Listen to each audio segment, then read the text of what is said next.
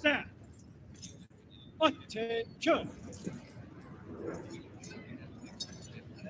Honor, go. Attention.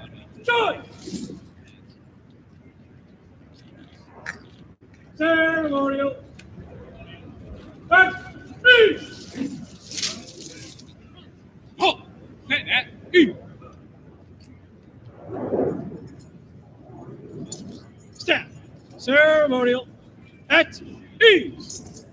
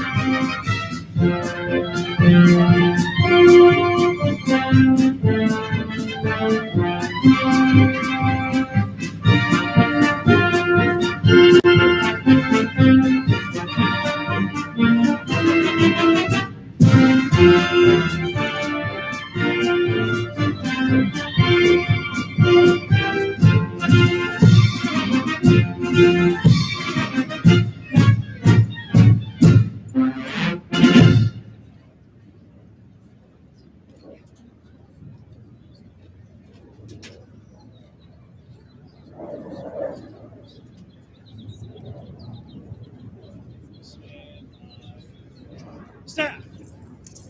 Attention.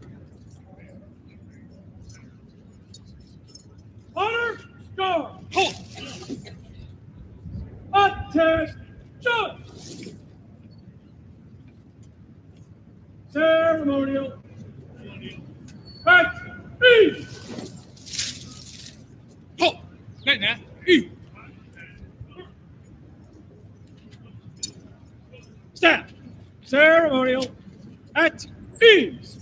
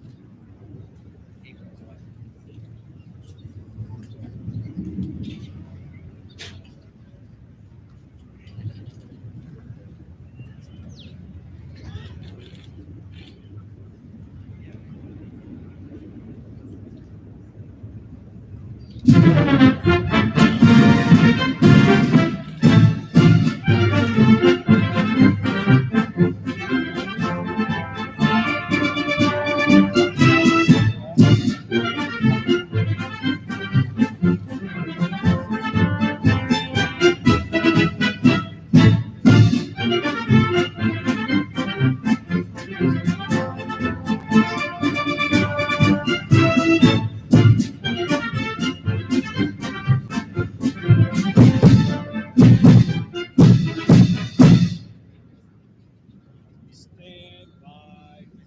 Staff. Attention. Honor guard. Halt. Attention. Halt. Right shoulder. Halt. Carry! Fire! Halt. Ready. Put.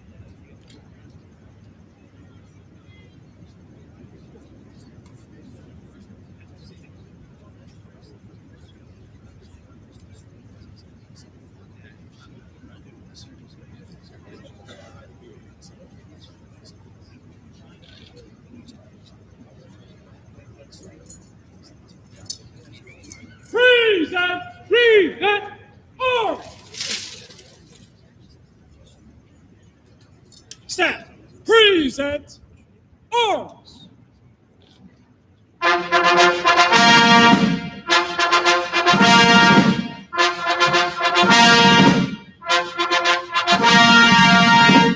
Ladies and gentlemen, the President of the United States and Mrs. Trump.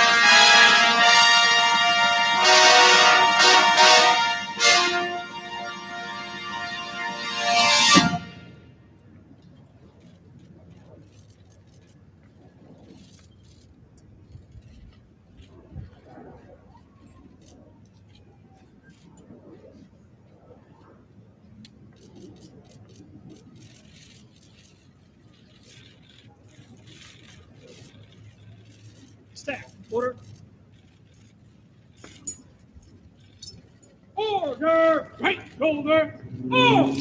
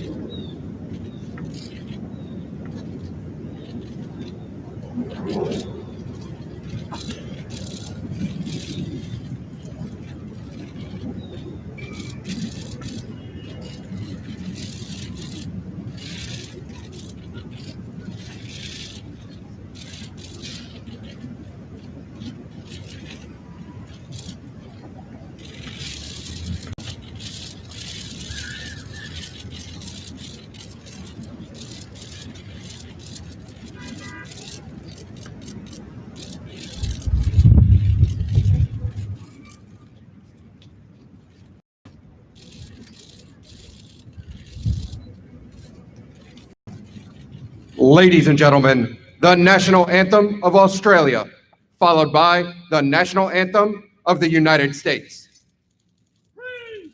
Present arms.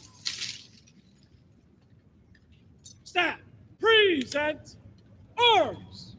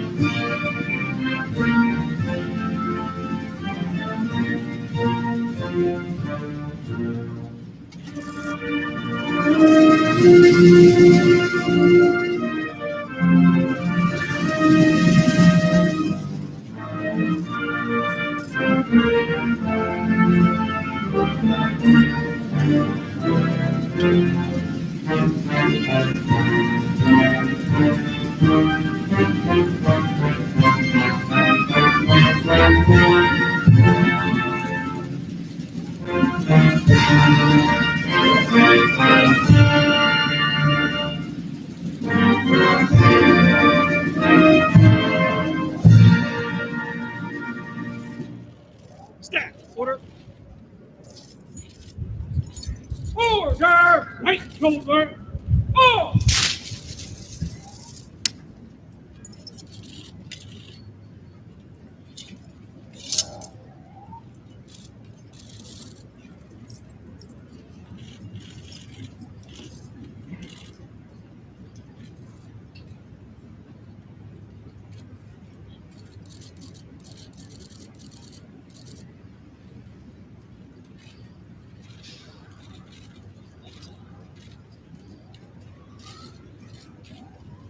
Mr. President and Mr. Prime Minister, the honor guard is prepared for inspection.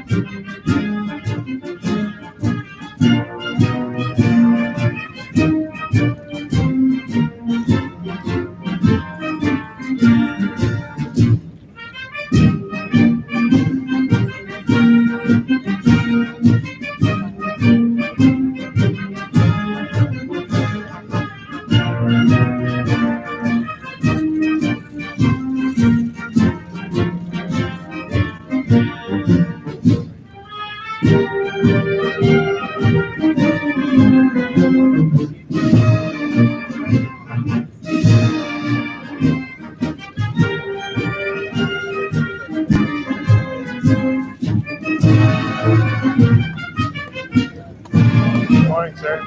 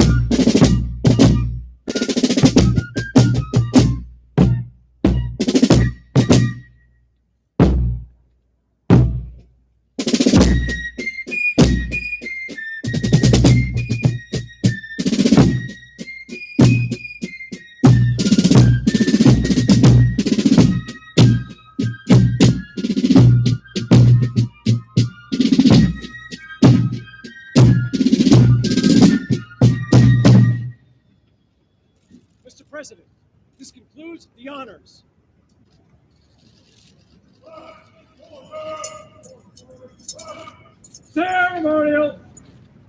At ease. Hold. Order. Hold. Stand. Ceremonial. At ease. Ceremonial. At ease. Thank you.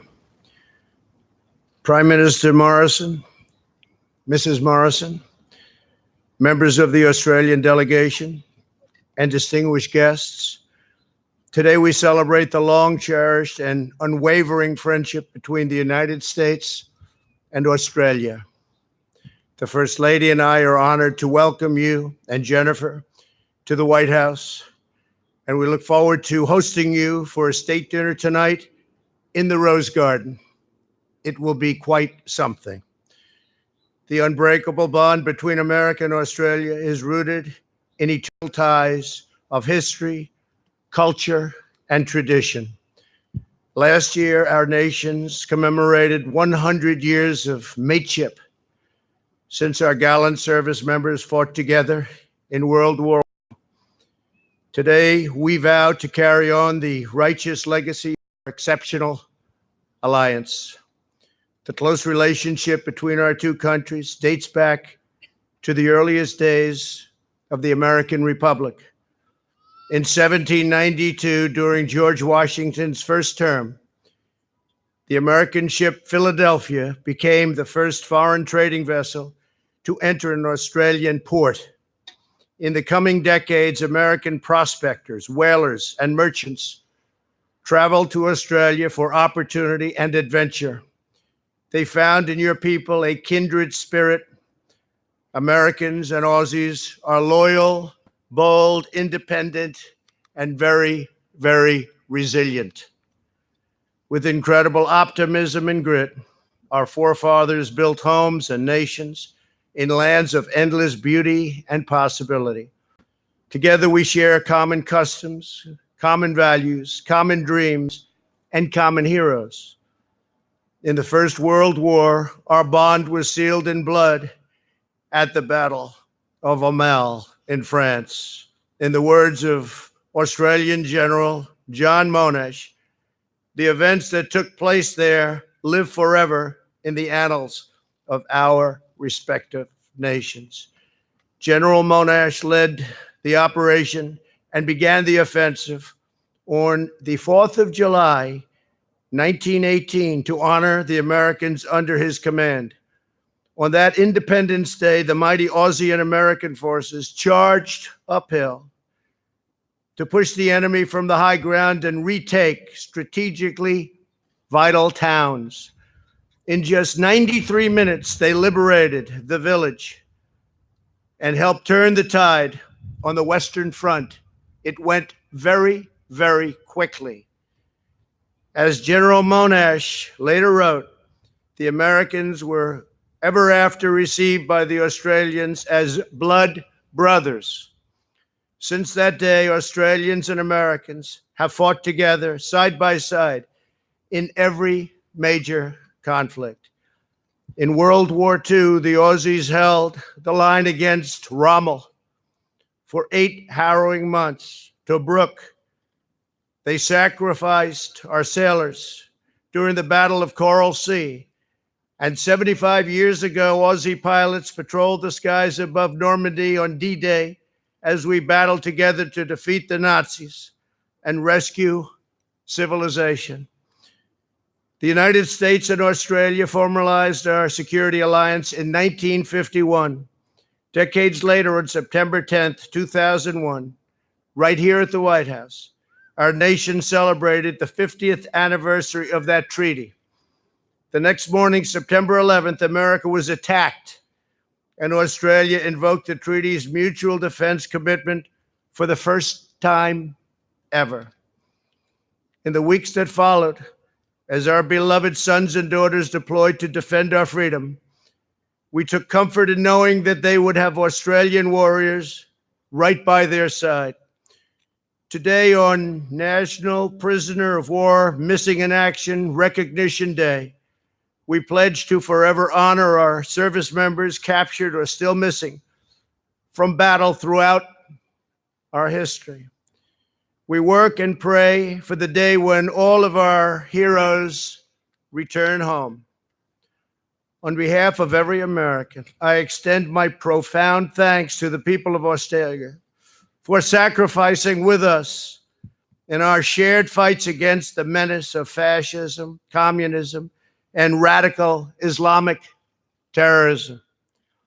In the past century, the friendship between our nations has not only withstood the tests of time and war here on earth, but also led our nations into the stars. This year, the United States commemorated the 50th anniversary of the Apollo 11 moon landing. Today, we give thanks to the nation of Australia for its vital contributions to the extraordinary achievement. On July 20th, 1969, when Neil Armstrong planted our great American flag on the face of the moon, the ground station broadcasting this iconic image to the world was Australian. Together, our people have laid down their lives to protect our civilization from tyranny. We have pioneered some of the most remarkable advances in human history, and every shared endeavor, we have shown the world what it truly means to be friends, mates, and allies. As we begin the next century of our truly extraordinary partnership, I know that America and Australia will remain forever united in defense of our liberty, our sovereignty, and our most treasured values. Thank you. God bless you. God bless Australia. And God bless the United States of America. Thank you very much.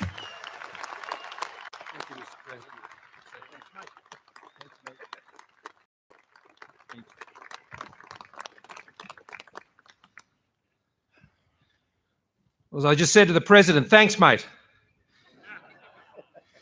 Mr. President, Mrs. Trump, honoured guests, distinguished guests, friends, one and all, here in this land of liberty. Thank you, Mr. President and Mrs. Trump, for the honour you have bestowed on my country here today with this extraordinary welcome. Jenny and I bring with us and our delegation the amity, the thanks and respect of 25 million Australians for this great country of these United States of America.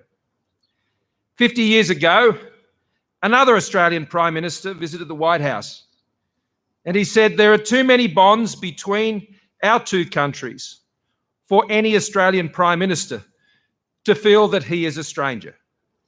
So once again, as another Prime Minister returns as a friend to celebrate with you, Mr. President, one of our oldest and dearest friendships, it is wonderful to be here. Australians and Americans understand each other like few other peoples. And it is true that you and I have established a very early understanding for which I'm grateful. No two peoples in the world make better friends easier than ours. Your respect for Australia, Mr. President, your personal encouragement, and the example afforded by your passion for what makes America great makes ours a very easy connection. For a century, as you have recounted, we have done what true friends do, stick by each other. Ronald Reagan spoke of the truths and traditions that define the United States. Australians share these truths and traditions. We see the world through the same lens.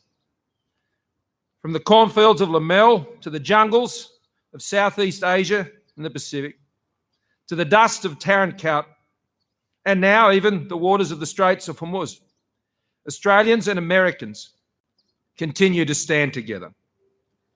I'm reminded of a story of a young American soldier in the First World War calling out to Australian soldiers for help to attend to the wounded. And an Australian soldier replied in the notorious blunt language of soldiers, which I will censor here. But he said, "Sure, Yank, I'll go. We're in this thing together. Mr. President, Australia may often look, he's a New Yorker. Mr. President, Australia may often look to the US, but we have never been a country that has been prepared to leave it to the United States. We don't. That's not our way. We pull our weight. Like you, our lives, our fortunes, and our sacred honour are found in our willingness to stand for what we believe. We believe, as Teddy Roosevelt declared, that national strength is found in the ability of citizens to live out their lives with self-restraint, self-mastery, common sense, the power of accepting individual responsibility, and the ability to act in conjunction with others and with courage and resolution. We believe in the capacity of enterprise and free markets to create wealth and to lift all, and for free and fair trade to bring nations closer together. We believe that governments derive their power from the consent of the governed, and that the ballot box and democracy is the surest foundation for peace and security. And we believe in the rule of law and freedom of association. These beliefs spurred this country to build a mighty canal, to stand up to fascism and militarism, to rebuild the modern world after winning a great peace. Inspired the fascination, wonder, and joy of the world's children through a little mouse who could whistle a tune, who took humanity to the moon, and indeed, we're going back again, tore down a wall that separated liberty from oppression, and imagined, engineered, and built a digital that has connected humanity in a way that we now can't imagine living without. America reminds the world that it can be done. How great is America? The world is a better place because of this country living out its moral purpose. A world not just more secure, but more prosperous as well. The new economies of the world, lifting hundreds of millions from poverty, do so because they first saw the United States define a century and do that first, and then invited and supported them to follow. Mr. President, I know that the leaders of more powerful nations will indeed visit this home, known throughout the world, and will be welcomed as friends. But you won't find a more sure and steadfast friend, a better mate than Australia. It is a coincidence of history that on the very day Pearl Harbor was attacked, Australia gifted a 99-year lease to the United States to build its embassy on our capital. And 60 years later, as the President has remarked, on September 11, another Australian Prime Minister, John Howard, was here in Washington at our embassy, and he invoked our treaty with you and pledged our country to stand with you against the architects of terror, as we do to this day. When President Reagan welcomed another Australian Prime Minister on this lawn, he reminded us liberty is not an inevitable state, and there is no law which guarantees that once achieved it will survive. So we pledge ourselves here, at this dawn of a second century of mateship, between our nations, to renew and modernise our alliance for a new century, to continue to be vigilant and strong, and to build the economic strength that our world needs, that contributes to the peace and prosperity of all. Whatever lies ahead in this century, I know that Australia and the United States will go on to meet it with the same courage, the same daring, the same unbreakable bond that has defined the first century of mateship. Mr. President and Mrs. Trump, thank you again for welcoming Jen and me here, and here as true friends. May God bless you. May God bless the good peoples of the Commonwealth of Australia and these United States of America.